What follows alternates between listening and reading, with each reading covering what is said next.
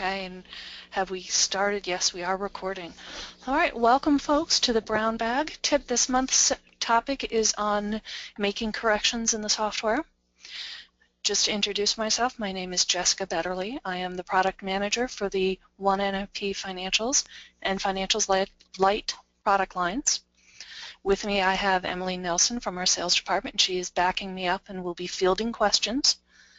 You all are on mute. It's the nature of webinars, but if you have questions, there is a questions box in the control panel for the GoToWebinar, so please ask your questions. I'll be stopping periodically throughout the session to answer any questions that come up, so just don't hesitate to ask anything. And let's go ahead and dive in. So corrections are going to be inevitable. We have controls in place for posting the data correctly the first time, and I know you all want to do that, but we're all human, and so things get posted incorrectly sometimes. The trick or the issue with our software is we've got a very tight audit control, and that means once something is posted, you can't change it. So when you have to make a correction, what you have to do is undo what was wrong and repost correctly. That can take a few different paths depending on certain things, and it's usually undoing that first transaction, the incorrect transaction, where people can trip over some of the complexities. So I'm going to take people through the different ways you can reverse or undo a transaction, and then give some tips for entering the corrected new transaction. So let's go ahead. I'm on my Role Center. I am going to be working quite a bit from history and from the GL registers.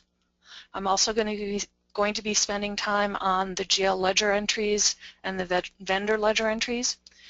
These ledger entry pages you can get to in a number of different ways. So when you're in the software on a daily basis, you may go to the chart of accounts and you may drill down on an account. And when you're drilling down on an account, a dollar amount for an account, that's going to the general ledger entries. And if you go to your vendor list and you look at a vendor and you click ledger entries, that's going to the vendor ledger entries. But when you come here to history, it's showing you all the vendor ledger entries. If I go to the vendor list and I select a vendor and click ledger entries, I'm seeing just the ledger entries for that one vendor. But at the end of the day, this is all the same information. I'm just coming at it from history just because of the nature of this training session. I don't want to be bouncing around on lots and lots of different pages. So for me, I'm just working from here. Just know that you may come at this from a different direction, but if the page says vendor ledger entries at the top, it's the same page, or general ledger entries, it's the same thing. All right, hang on just a second. I've got to get my notes up on my other monitor here for a second. All right, so we're going to start with a really basic entry. I've got a GL budget. I'm in the registers here. Registers takes every group of postings, and that's what this is. This is a group. You can see it groups.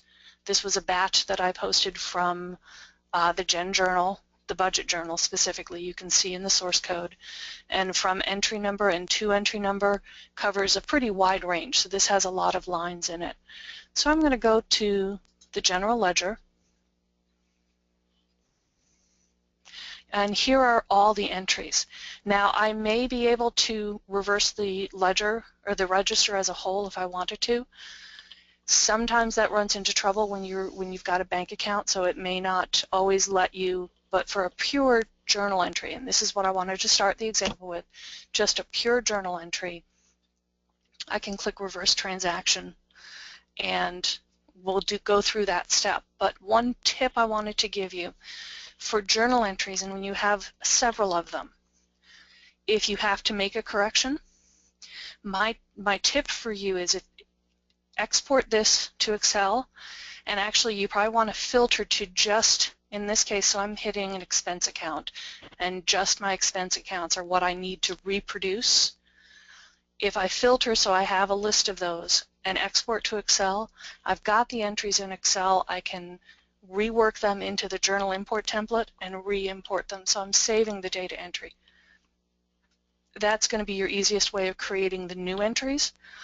But I do want to caution you, as someone who has done this more than once, embarrassingly, make sure you correct what was wrong in the first place.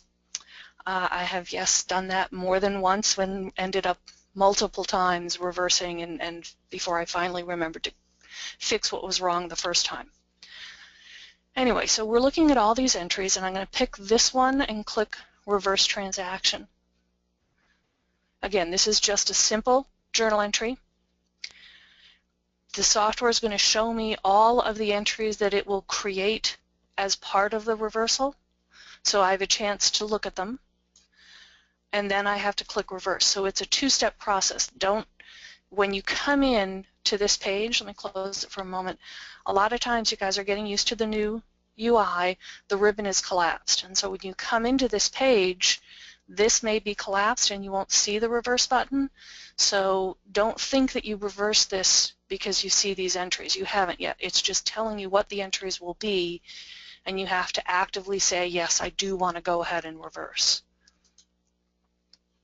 So this is a simple, straightforward, I entered a journal, I entered a transaction through the journal, and now I'm coming in and reversing that. And that option from this general ledger entries page, you're always going to see that reverse transaction, that's going to be available. So that's the first and most easy way to reverse. And then I would go and redo my entries with the corrected information, possibly using an Excel import to make it a little easier, and repost, and then I've got my correct information. I've reversed the original entry and corrected. Now let's look at a little bit additional complexity. I've got this entry. This is a deposit. I want to show you what can sometimes happen, and this is just one of those things I've got on my list that needs to be looked into. I'm here in the GL registers.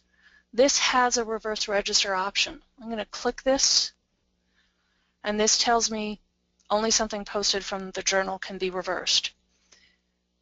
This is one of those things I have to do a little research to figure out. If I go to the general ledger entries and click reverse transaction, it will let me do that. And I think it's because it's got the bank ledger, and so from the register it doesn't want to do a direct reversal, but if I go into the ledger entries it will allow me to reverse. So I click reverse, and this is basically the same thing as the journal entry I just showed you. I reverse it, I'm good. I've reversed the deposit. Now I would go and create a new deposit with the correct information. So I'm going to stop for just a quick second, see if we've got any questions, see how things are going. Em? We don't have any questions at this also time. Going to grab a drink here for a second. Oh, I'll say again, Jess, sorry, we don't have any questions that's all right now. Did you get a chance Thank to you. get a drink? That gave me enough time to swallow. Good. Yes, I did. I did. All right. So I want to scroll down. Hang on a second. Reading through my notes to make sure. All right. So entry 191. Now we want to take a look at doing a reverse. So we've talked about a deposit. We've talked about just a basic journal entry and using the reverse from the Gen Journal. Now let's talk about a check, or just a straight, hang on just a second. Okay.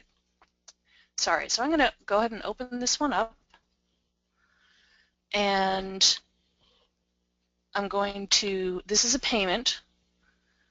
We can see it goes between the vendor and the bank account.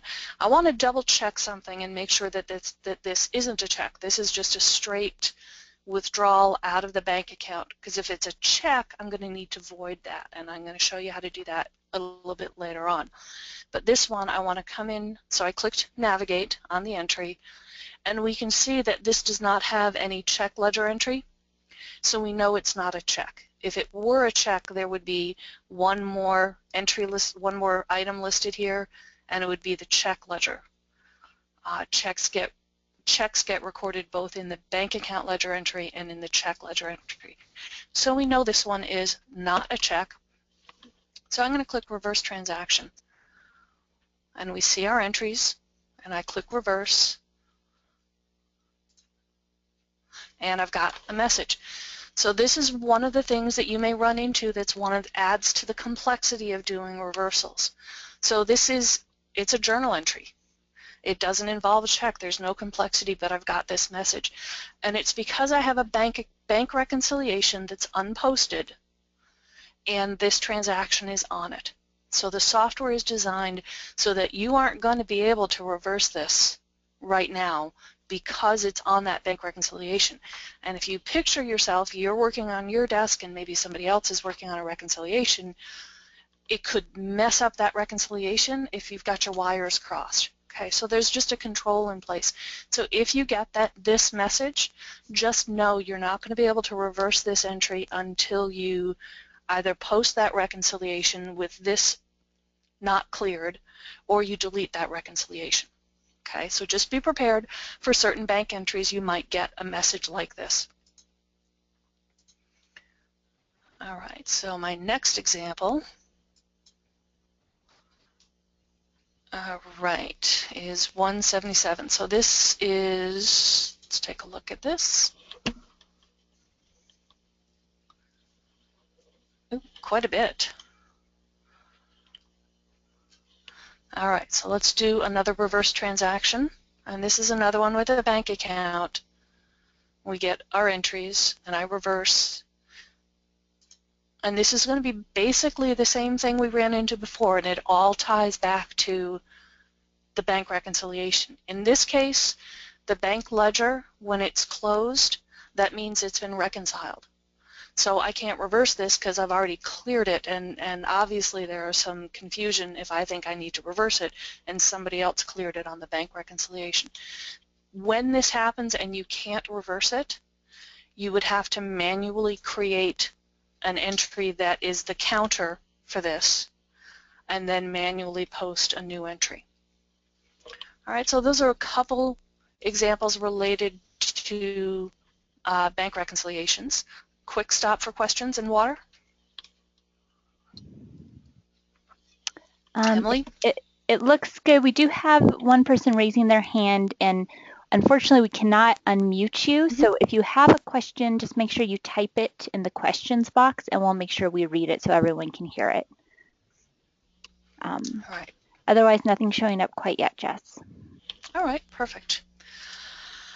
All right, so I'm going to jump to this entry here in the source codes, and let me take a moment. I've been sort of referencing knowing what the entry is from here. This source code is what tells me where an entry comes from. There's set up in the system that identifies every transaction and what area of the software it's coming from. So in this case, it's an AP invoice. It's a purchase invoice. You can see this one says deposit, this GL, Gen Journal, budget, Gen Journal actual. So just know when you're looking at it, that's giving you some indication of where it's coming from. So I'm going to go ahead and click my general ledger, look at my ledger entries, reverse transaction. You might get this message. All right. Remember, the first entries I started with were journal transactions, and they just did a straight reversal. Purchase invoices, sales invoices, although many of our clients don't use the sales invoice option, but it's the same for sales invoices. We assume if you are using the purchase invoice, one of the main reasons to do that is to be able to print a document that you then provide. In the case of a purchase invoice, that you provide to the vendor. So following that logic, if you had to provide the invoice, you are likely to need to provide some proof of the credit. So what we do with purchase invoices, when you've created an actual purchase invoice, you have to create a credit memo and apply it against the purchase invoice. So let's take a jump over to vendor ledger entries.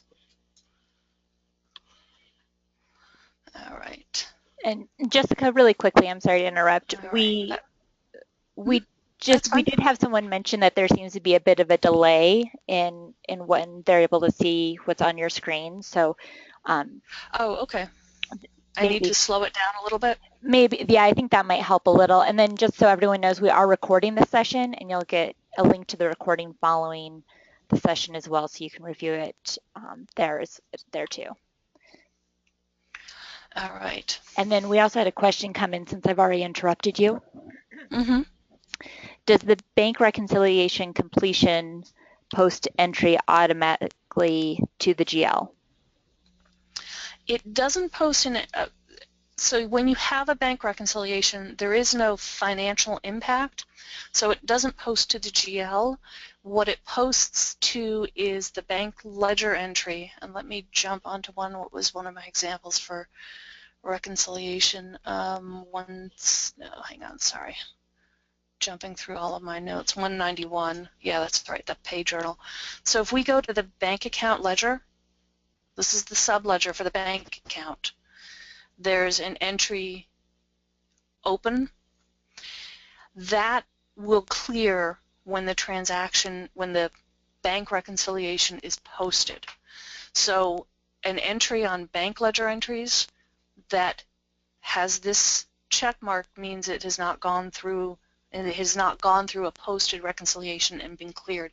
When it's checked, when that is empty, it means it's cleared through a posted bank reconciliation.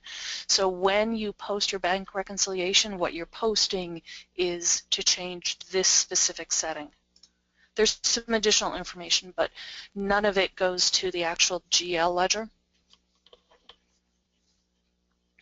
Okay, so let's jump back to my example where we've got a vendor. All right, so we're on our AP invoice. So I'm going to take a look. I can access all of the different ledger entries. In this case, I'm going to jump to the vendor ledger. So I tried to reverse it. It told me I couldn't because it didn't come from a journal. Instead, it came from an invoice. So I can take a look at that. And back to the whole idea of ledger entries and this open. On vendor ledger entries, what this open means it's been paid. So if this being cleared means it's been paid off. So before I can do anything with this invoice to create a credit memo and apply it against this invoice, I need to break the bond that is between this invoice and the payment that was made against it. So let's go to navigate for a second, and this applied entries, this is going to show me what payment was applied against it. So here we see the payment to know so you can dig a little deeper into this transaction.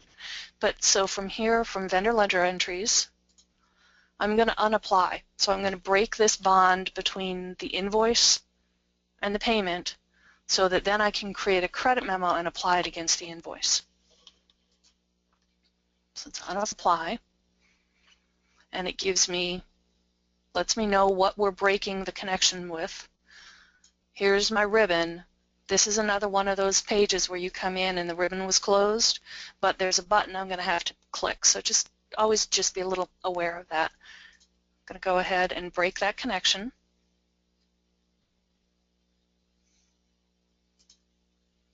So now when we take a look at this, this is open. All right.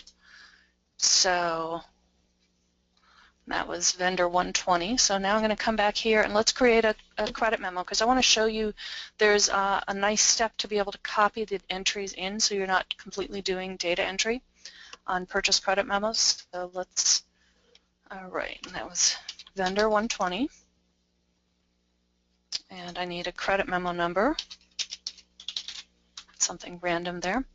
Now there's two steps here, and they look like they might be the same thing, but they're not. So I want to be careful about this.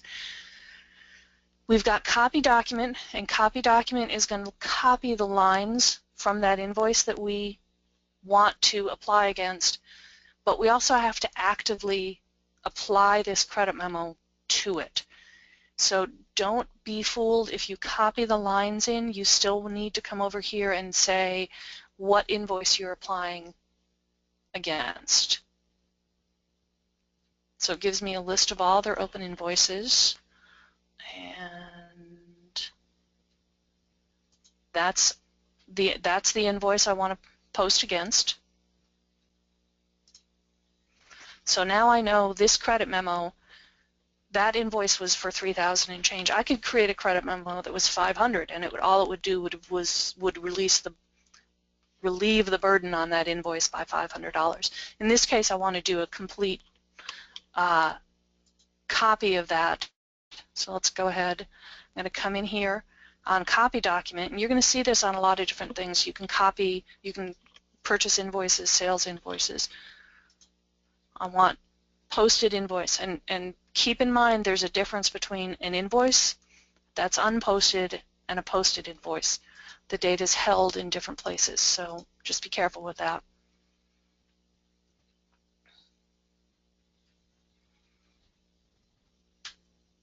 And here's my purchase invoice.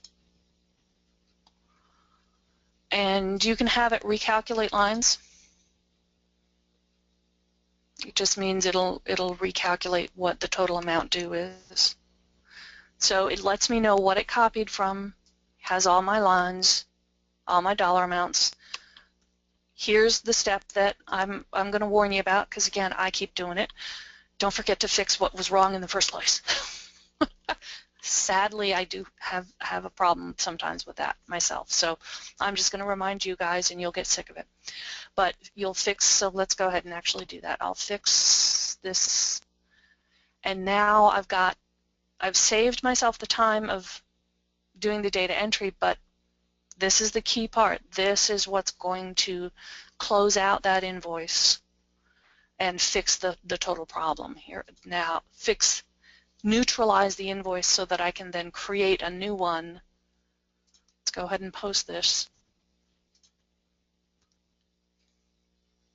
Oh, I've got rules in place, so I need to submit it first.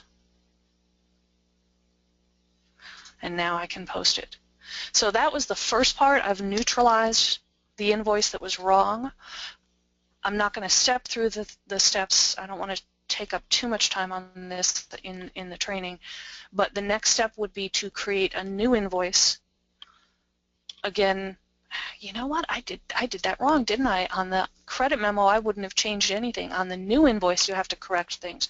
I apologize, folks. I gave you some bad advice just there. On the credit memo, you wouldn't have changed anything. On the invoice, you can use that same copy document.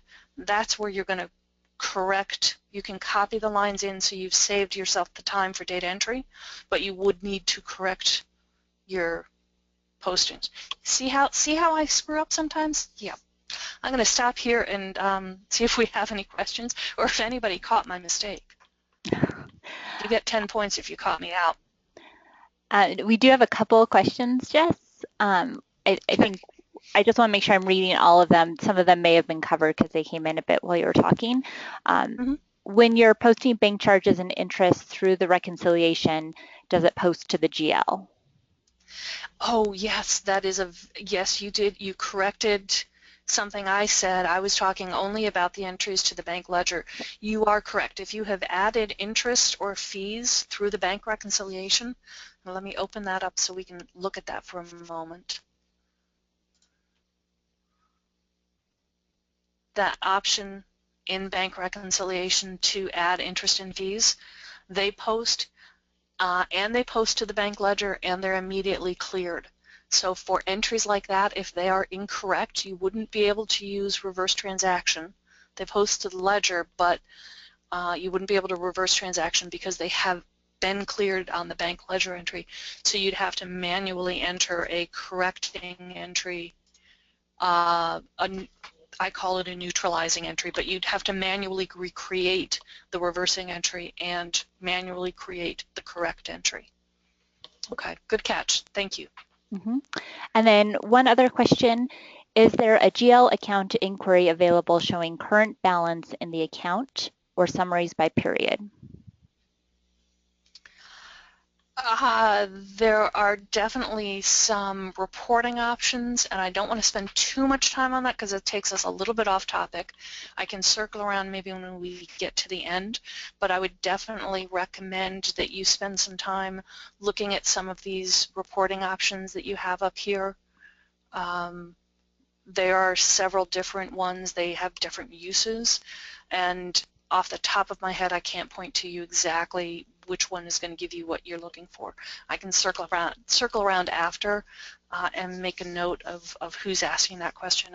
I can take this offline and answer the question. Perfect. Thanks, Jess. That's everything we have right now. All right. So we've walked through, somewhat flawed, but walked through creating a credit memo and to apply against an invoice. And again, to reiterate, invoices just have to be a little different than journals because we assume you've printed something off to a vendor and you're going to need to print off that credit memo for the vendor. So let's go into talking about checks. So I'm going to move back to history just because this is my habit. All right, and I'm going to go to check ledger. Now remember I said everything that posts for the bank account posts to the bank ledger entries. Things that are a manual or a computer check also post to the check ledger entry, and that's where you have to go if you have a check that you need to void. All right, so I'm going to come into this one, and these two, they're a little different. So let's take a look at Navigate for a moment. And I want to look at the bank ledger entry for this first one. Oop, no, sorry, not the bank ledger. The vendor ledger. Let's take a look at this one. The fact that this one, so this one posted a payment to this vendor, the open is not checked. This means the payment is still applied against an invoice. You'll want to take a look at that so that you know, because it does make a difference when you need to void the check. So I'm going to come up here, I'm going to click Void Check, and it gives me a date on when I want to void. These two options, unapply and void check, and void only.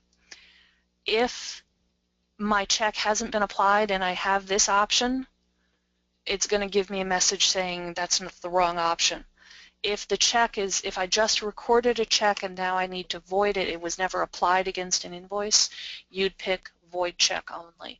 In my case, I do want to unapply it against the invoice that it was applied to and void the check.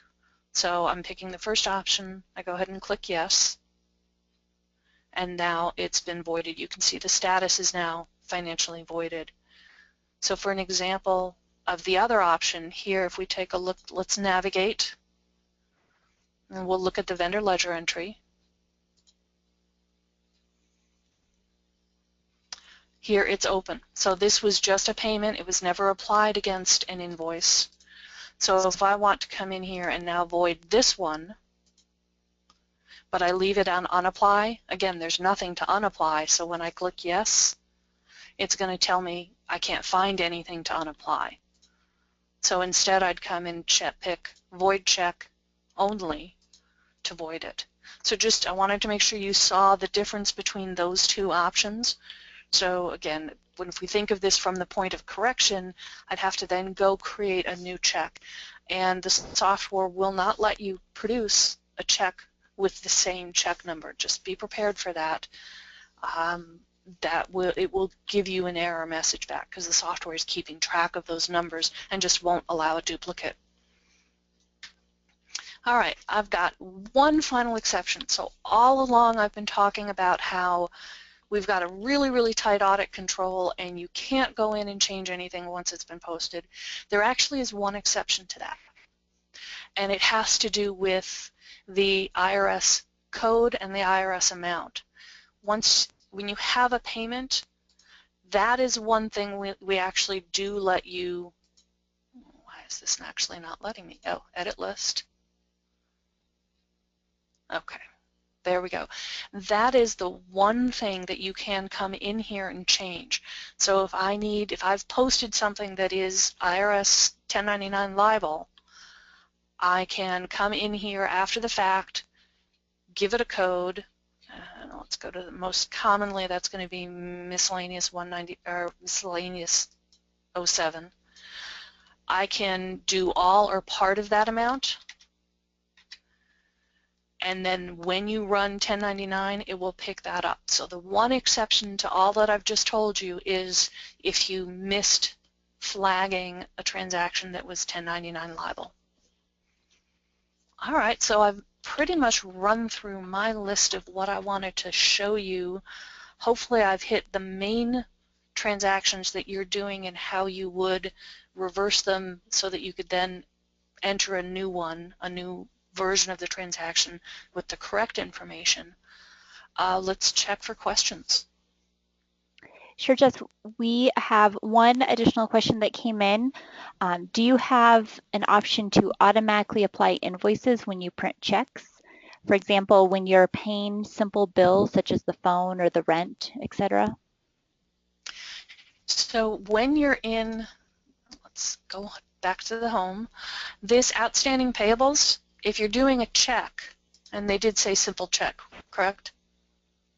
Or was it just a straight payment? It looked like a straight payment. They used simple, but it looks like something that's pretty consistent, like the phone or rent. Right. So for computer check and manual check, you can come into outstanding payables, pick which entry you are paying, and pay that. We are believe in the next about month to month and a half going to add just a direct payment like recording an electronic funds transfer to the outstanding payables. But for right now, it's just really for manual checks and computer checks. But in the payment journal,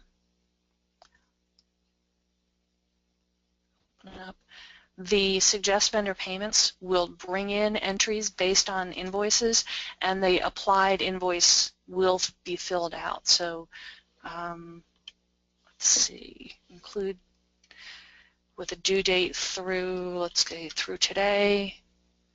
I don't do this regularly, so I have to admit that I am quite likely to biff it. It gives you messages to guide you through what you've missed, but this entry, this task will let you bring everything in.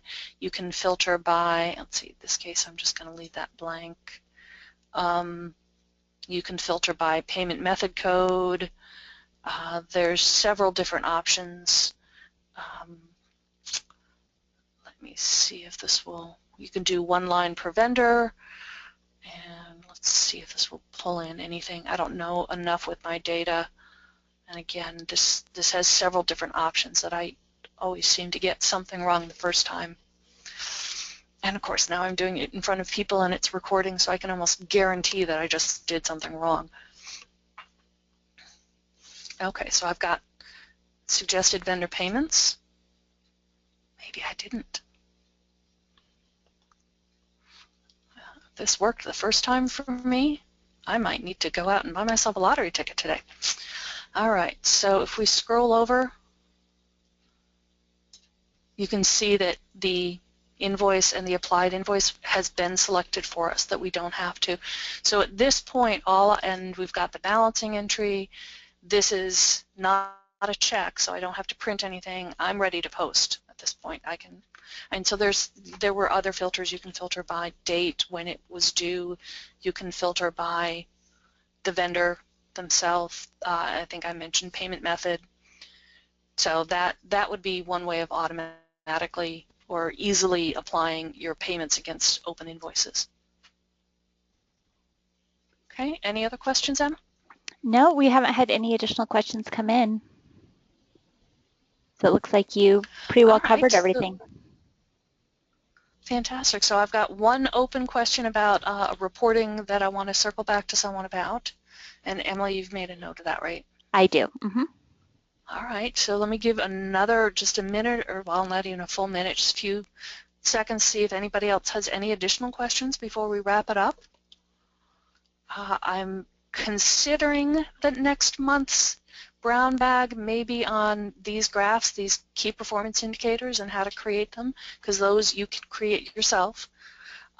but I'm also open to suggestions. So if you guys have topics that you would like to see, I've got a running list of ideas for these brown bags, and I always want client input. So make your requests. Go ahead and you can send them to me. You can also just send them to support@onenfp.com, and the support team will take a look at it. All right, Emily, we're still good? We're great. No more questions. Fantastic. All right, thanks everybody. Keep an eye on the YouTube channel. We upload these recordings. Oh, I did also want to point out before we stop, almost forgot, out in the on the help site, first I added under the how-to articles, under other common tasks, I added an article, how to create reversing entries. It basically summarizes all the different ways to reverse or neutralize a transaction that I talked about today. So that's a new article out there. I also wanted to point out we have an article called Ways to Control Posting. I think I mentioned we like to try and stop you from making a mistake in the first place. So you might take some time at some point and give a read through, see if there's anything out there that you're not already leveraging of features in the software to help you make sure the correct entries go through the first time. So I did want to point that out. And keep an eye on the YouTube channel, and we'll be uploading this recording in the next day or two. Thanks, everybody. Thank you, Jessica.